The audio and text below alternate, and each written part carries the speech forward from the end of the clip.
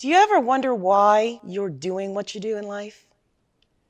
Do you wish that you could be really happy and passionate about what you do?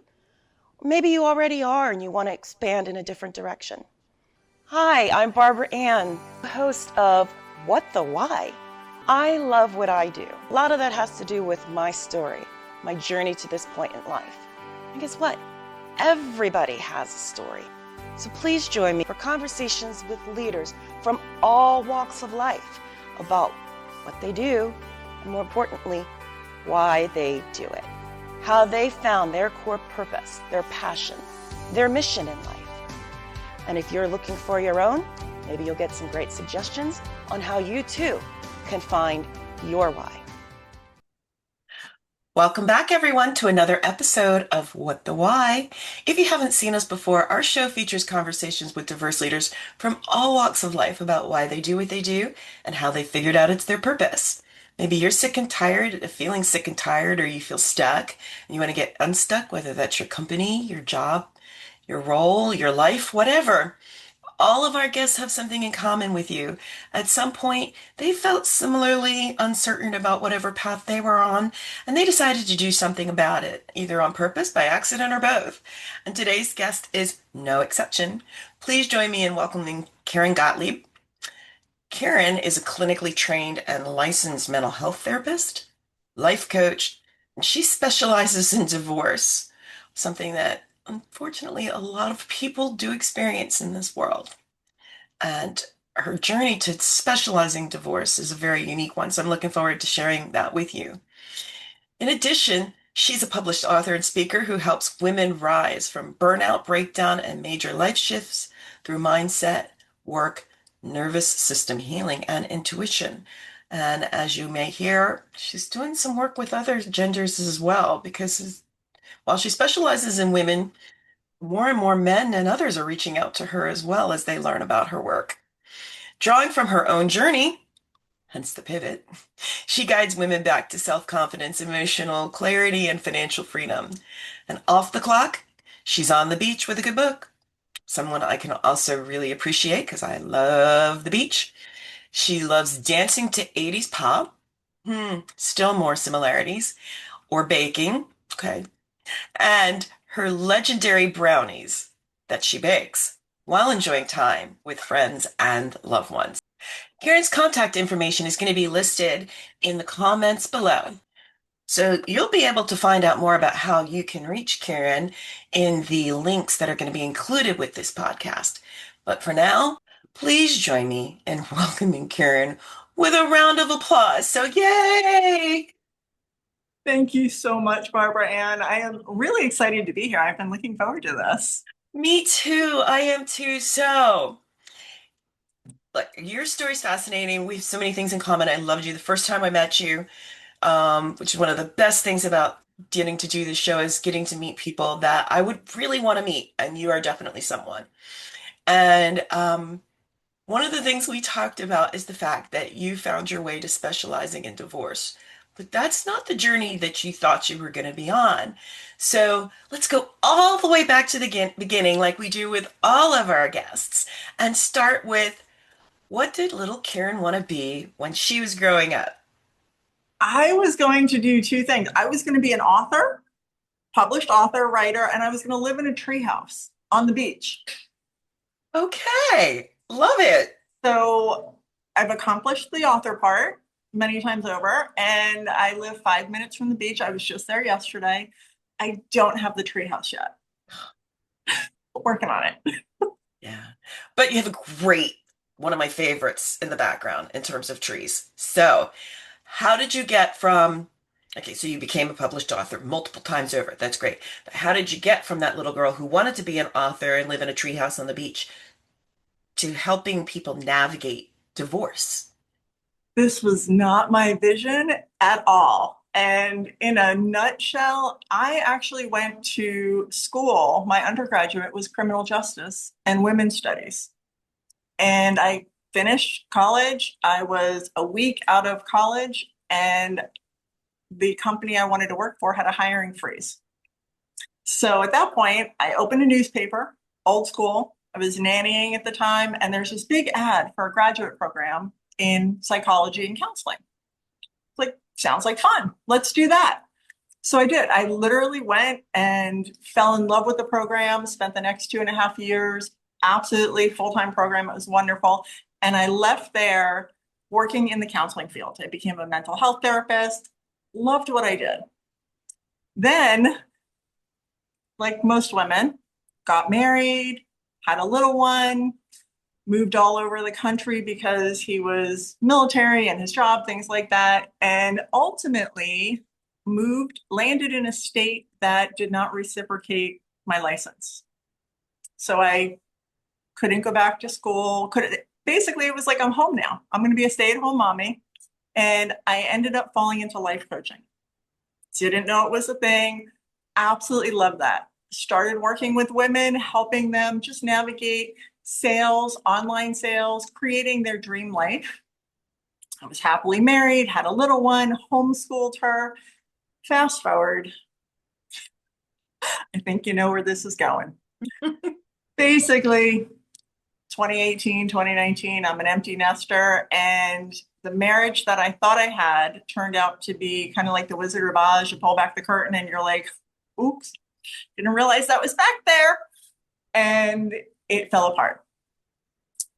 Well, it imploded. It had been falling apart for years. And then 2020, the world shut down. We all know that. I decided I was going to restart my life fresh, and I needed to get back to the beach. So I picked up, moved back to Florida, different coast than I was raised on, and resumed working with some mental health counseling stuff, but basically took time to heal myself through that divorce because it was a mess. It was not pretty. The ugly cry, in the closet where you just don't want to get up.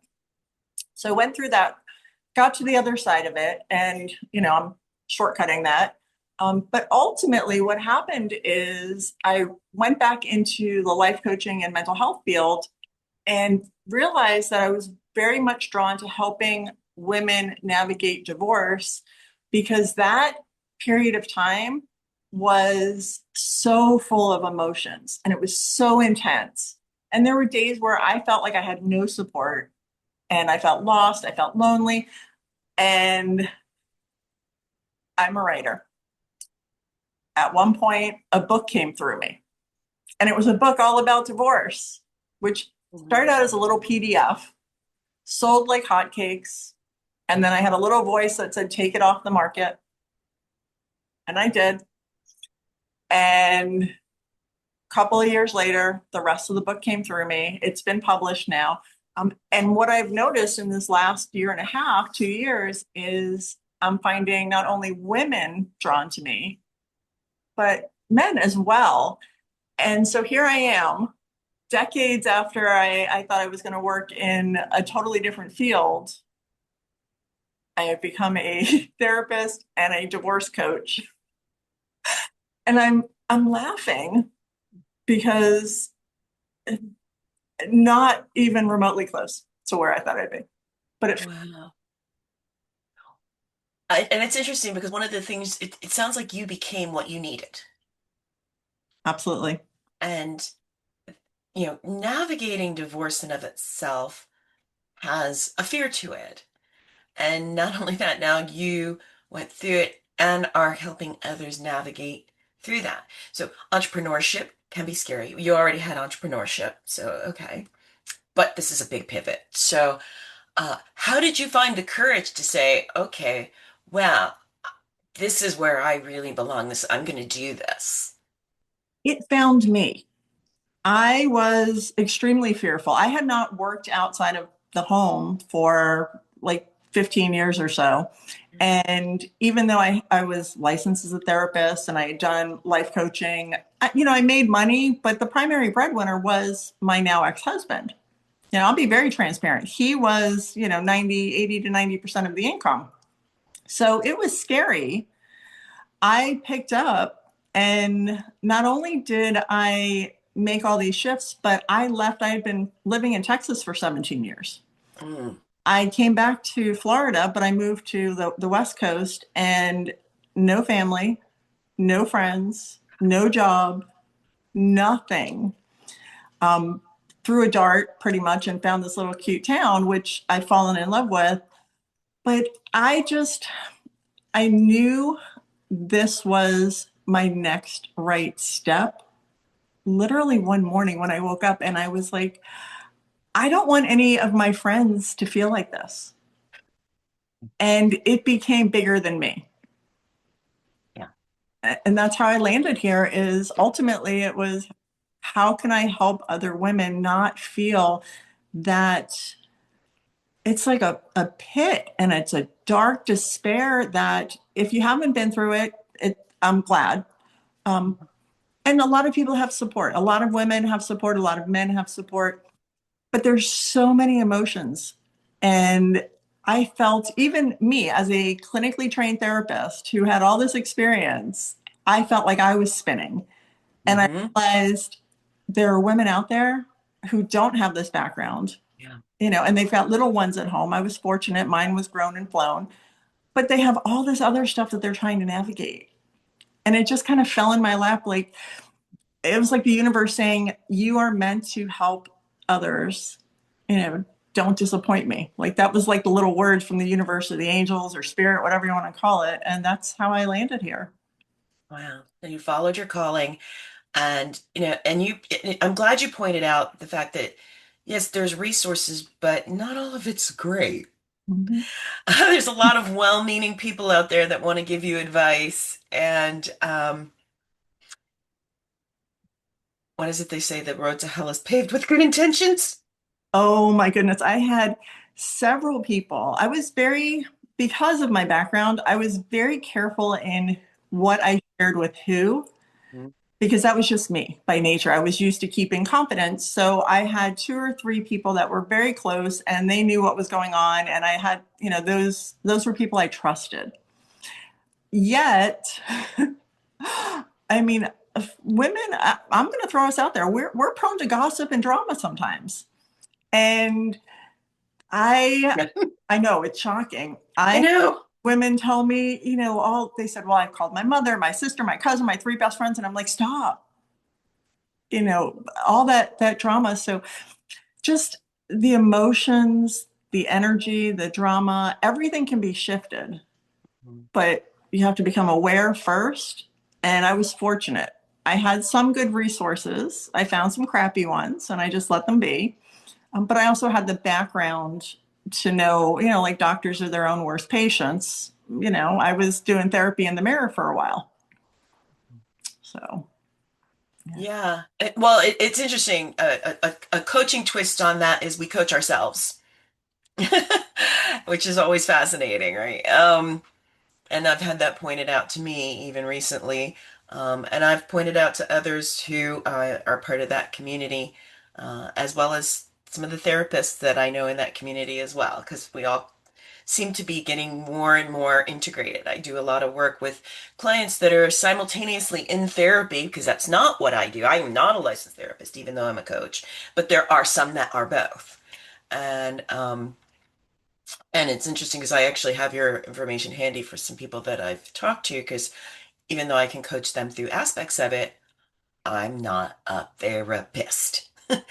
I very much, I spend more time on the coaching side of it. And, there's a fine line, Hmm. licensure versus non-licensure. And what I've learned though is there are a lot of things that get mistaken for needing therapy, Yes. where one of the areas or one of the things I look for is with this situation, is this something that some strategies will help somebody navigate through, or is this something more like a clinical depression or something, a PTSD that needs more involved clinical therapy? And I will refer out. I will absolutely refer out because I'm having too much fun helping women become like the superwoman of their next chapter. Yeah. And to your point, the clients that I work with are somewhere on the neurodiversity spectrum, or they're actually diagnosed with depression, with anxiety, with whatever. And so they really do need that therapist. And I work on the other part. And had one in particular, she would meet with us on alternating weeks. And this is not a criticism of all therapists, but I can also tell when there's going to be an issue because it usually starts with, well, why do you need a coach? Um, and it's usually somebody who's been in therapy for 5, 7 years, Mhm. working Oh, on the same don't, issue. ooh, don't get me started. Yeah, when you've been in therapy with the same therapist for 5, 7 years and you don't feel like you're moving forward, it's it's time to explore whether or not that's really working for you or I've them. I seriously, you're right. And I am not one to tell somebody, stop therapy, but I always tell people if you've been in therapy for 3, 5, 7 years. I had one lady who was in therapy with the same therapist for 15 years. And we spent a little bit of time together, and within, I think it was like maybe 90 days, she's like, I've accomplished more in 90 days than I did in 15 years. And I was okay, because you're ready, and she was willing to do the work. But yeah, there's even as a therapist, I will say long-term therapy is really only necessary for certain diagnoses and situations, not for everybody. Yeah. And what I've found is they're very specific. Like I do have a client who has Asperger's. I have another client who has bipolar. Like those are very specific things that need ongoing support. Exactly. Or two service disabled vets with PTSD. They Yeah. need very specific. I would never, ever, ever suggest that they not do therapy, that we just work on the coaching part. And so, that said, um, as we mentioned, men are starting to find you now. And it's an interesting dynamic. I have always coached women. There have been a few men over the years that I've known through somebody, or they'll get a referral to me through somebody. Will say, oh, you really need to talk to my friend Caryn. And I've worked with men, and I enjoy working with men. It's just a very different mindset because you're dealing obviously male and female. But I've been pleasantly surprised that men are finding me, but are also open to asking for help, because I'm not going to stereotype here, but there are many people in the world who just will keep banging the hammer instead of using a screwdriver. Hmm. Won't ask for help. They won't change up their strategy, and it becomes, long and painful. So I'm really glad that men are finding me. I'm really sorry that people go through divorce. Um, but it is what it is. So, Yeah. yeah. And you're right. And it's interesting because my company actually looks at statistics in general around some of this stuff, and um, males are struggling more in this area because they're not encouraged. We're seeing a change with some of the younger generations, but men over a certain age, you just didn't talk about it. You don't go for help. You suck it up. You don't go see a doctor. You definitely don't go see a therapist. You don't reach out. You don't do self-help books. And I'd say one of the best things about social media is it has opened up some of those conversations that they don't feel like that everybody has to know their business. They could do it on their own in private, recognize they're not alone, and then kind of take those baby steps. And you've had some of them read your books. I have my books. I mean, my book was written using the female pronoun. Just that's how it came out. And I have told people now, just ignore the pronoun, fill in your own, because in this day and age, everybody has different pronouns, and I respect that. But I've had several men that have messaged me and said, this is what I'm going through. Would your book help me? And absolutely, I absolutely grab it, read it, do the work, do the prompts, work it out. And I'm pleasantly surprised in a good way. I did not realize I would be impacting men who are going through divorce. So it's a nice bonus, I guess, a win for everybody. Yeah, and you've written multiple, and I know you have one that's out more recently. Um, so let's talk about your latest book, and then we can even talk about some of the other ones too that led up to it. Beauty Within Divorce, a Yes. no BS guide to healing, reinventing, and loving life again, which is A great title. Um, and it's available on Amazon. Yes, Right? Amazon. If you have Kindle Unlimited, you can read it for free. I learned that just recently. Wow. Okay. So they must really think it's great too to want to spread that word. Um, how did you come up with the title and the concept of this particular book? If this is going to sound so cheesy, but it kind of came through me. Okay. I What? started journaling I mean, I've always journaled. I've always written, always journaled. And there were times during the divorce and the year or so afterwards where I just went through notebook after notebook after notebook. And I realized at the end, when I was in a better place, I went back and I read a lot of my journals. And I realized there was an underlying theme. There were certain areas that I kept having come up for me. And then I started reaching out to other women who have gone through divorce. And I said, what came up for you when you were going through your divorce? What were the areas that you needed to work on? What were the emotions? What were the challenges?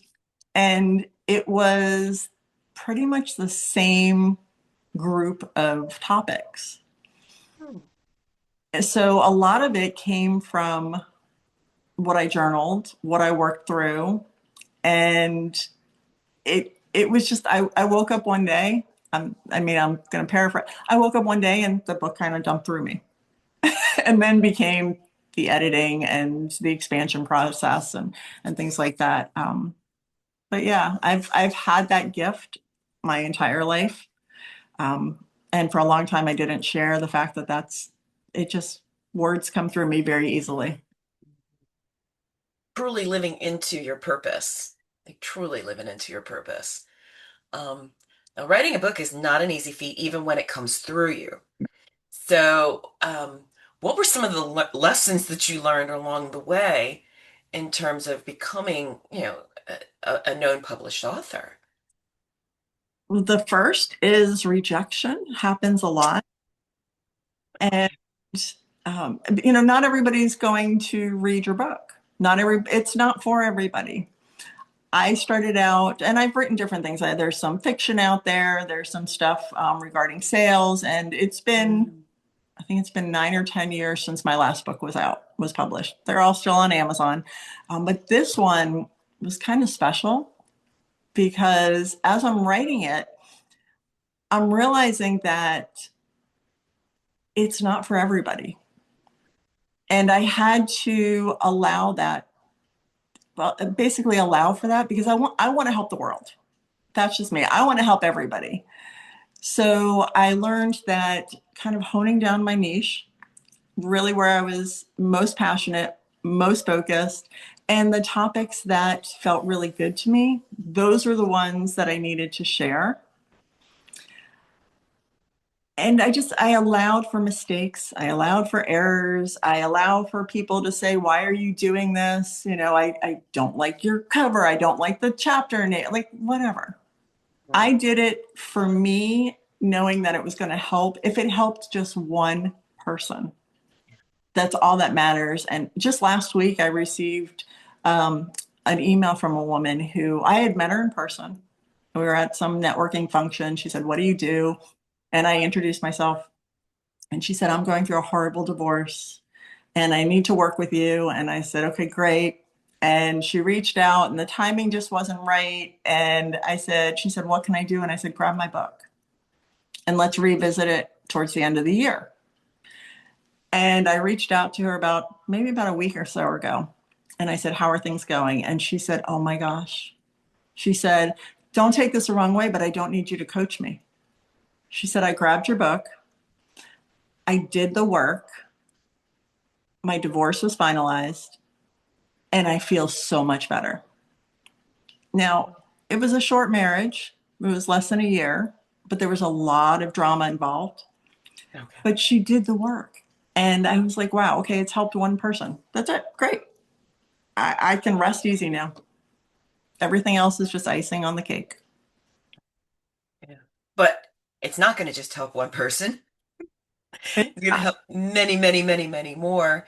Um, What did you wish you knew about the process of writing a niche book before you decided to do it? Ooh.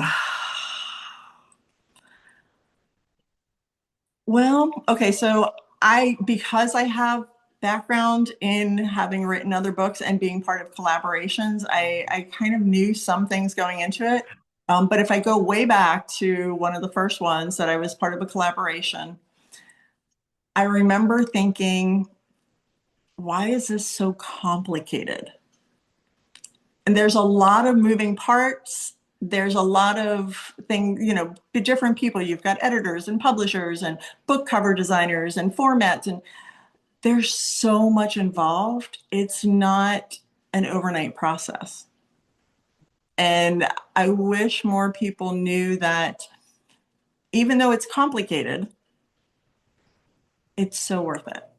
It is so worth it to put your words out where they can help other people in mass. So I think that's it, how involved it really is behind the scenes. One of the questions I know that is I've interviewed other authors and coached some. One of the questions that's going to come up is agent or no? No, Okay. no. Yeah, yet interesting. People that are best-selling authors who've had no agent, and people who've had agents that are, and people who have agents that aren't. I've I've been very fortunate. I have a wonderful team that I work with, and they have helped, I mean, in all different kinds of ways, getting the word out with interviews and things like that. Book sales are going well, which is wonderful. Um, Yeah. I just, I didn't set out to be like the next Stephen King with millions and millions and millions of books. I Okay. set out to put my heart out there in a way that help people through my writing. Yeah. And what comes of it, that's just going to be the universe. I'm going to do my part and the universe will do its part, and who knows. Which is awesome because you led your purpose was your North Star. It wasn't about the profit. It was about what you were there to do and help others, which is one of the things that makes you so amazingly you and why people should want to work with you. Um, and believe it or not, we're actually kind of starting to wind down on the other side of our interview. Um, I know, like you said, you've written some other books, in addition to that, uh, which can also probably help some of the people out there. Interestingly, I'm sure you can empathize with this. The gamut of people I see that are going through a divorce that are male or female, but especially even in the female, sometimes the women are actually the higher income earners, and that creates an interesting dynamic in the relationship. I won't obviously get into some of the specifics, but there's the struggles that one would think that a higher income woman who is the primary earner, who's really accomplished, wouldn't face are often faced. There's always an underlying fear, no matter whether somebody's earning, their stay at home, mom or dad, or they're making, multiple six and seven figures. When a marriage ends, Hmm. your foundation is rocked. Yeah. That will impact everything. So it knocks you off kilter. Hmm. And getting that balance back, that's one of the areas I specialize in, is that mindset mastery, the Yeah. emotions of it, and just finding your new identity in a way that's just so wonderful. So money is wonderful. I love money. Everybody I work with loves money. But here's the thing, money doesn't buy happiness. It doesn't alleviate fear. It doesn't alleviate any of those things. Mhm. It's just a part of the life. Um, so yeah, it rocks your foundation no matter who you are, how much you earn, race, religion, male, female, whatever. There's always that issue. And as we really start to wind down, the other thing that I hear a lot is I feel like a failure. If I had $1 for every male or female, but especially the women, especially the higher income women that I work with, because I do a lot of executive and leadership coaching. Um, they feel like, why is it that I can be so successful in my role in here, running this with 450 employees, but I can't make my marriage work? I must be a failure. I imagine you hear that on either spectrum as well. I do, but and I'll say this, failure is subjective. Yeah. So a marriage runs its course, and for some people that's, 70, 80 years. For others it's 6 months or somewhere in between. And it's not a failure if you get to the point where you recognize that this is not working and you're going to shift through. Yes, it's a challenge, it's a traumatic experience, all that kind of stuff. Divorce is not fun. I don't recommend it. Yeah. But if you get to the other side of it and you give yourself the ability to start a new chapter, a new book, fresh start, it is so worth it. And you're taking care of you and you're letting your partner go. Let them take care of them. Yeah. And for those who have children, I always say this, children are aware of everything. Yeah. And children deserve two happy parents. If they're divorced and they're happy, it's much better than if they're married and miserable. Yes. So yeah. Yes. Thank you for mentioning that too, because I hear that a lot. Well, just until they graduate, Oh, and literally, well, I saw I won't mention her, but my dental hygienist was talking about this morning, uh, and she said my kids actually told me that they wished we had just separated earlier because we knew, but they cohabitated for like 9 years till the kids graduated, and it was not, and so she was like, "Wow." I wish I had that conversation with them at the time. So, most people, I hear that from women a lot, that their kids will get, 18 years old, they go off to college, and of course, the parents will decide to divorce, and the kids will say, "Oh, I wish you had done it 5 years ago, 10 years ago. I knew you guys were miserable, mhm, whatever." Kids, yeah, you can try and hide it, but kids can read energy so well. They know. They know. absolutely. As do pets. It's Yes. really Oh, interesting.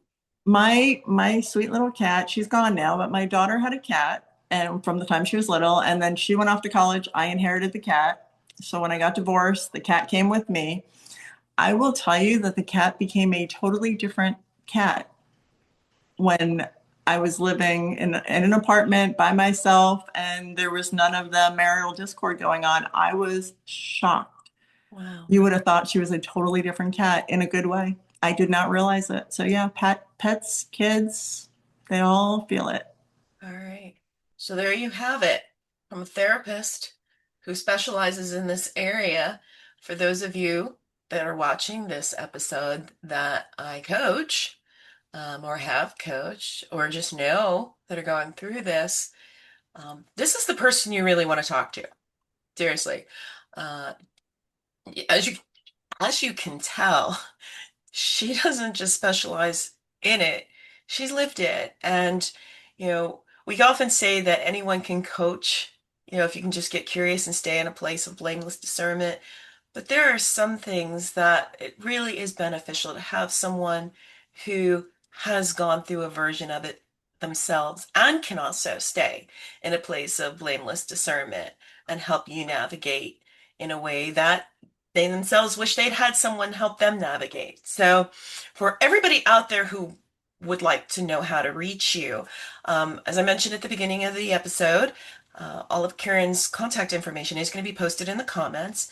But while we're talking, what is the easiest way for people to find you? The easiest way is my website has a contact form, or on Facebook. My links are there. Everything, all of my message options are open to everyone. You don't have to be connected to me or following the page. Anyone can message me, and I look for spam all the time. So I find it. I'll find the message.